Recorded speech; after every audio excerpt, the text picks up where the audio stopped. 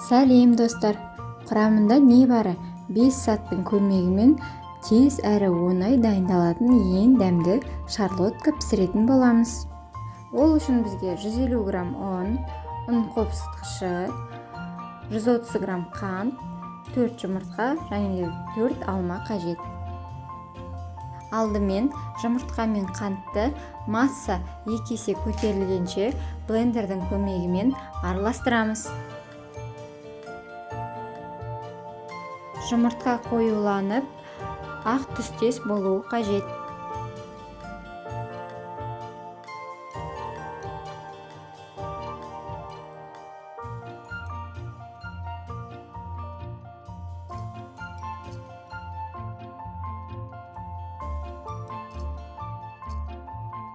Массамыз дайын болған соң, ұн мен қопсытқышты сүзгіден өткізіп, бірнеше бөліктерге бөліп, массамызға қосамыз.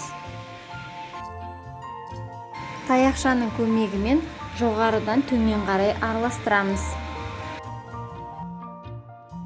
Масса біркелкі болу үшін блендердің ең төменгі жылдамдығына қойып, жаймен араластырамыз.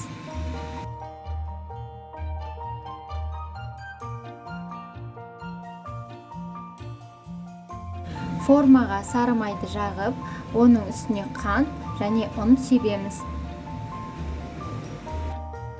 Бұл алмаға әдемі түс беретін болады.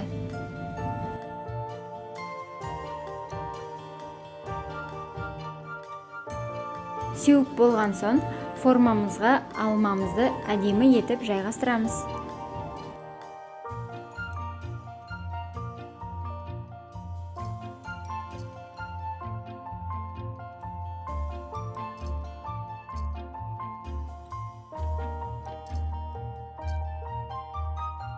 Массамызды алманың бетіне құйып, алдын ала ысытылған 170 градус пеште 30-40 минутқа қоямыз.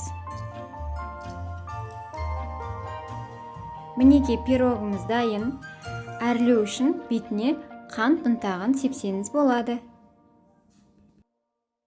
Видео ұнап жатса лүпіл басып, арнама тіркелуді ұмытпаңыздар.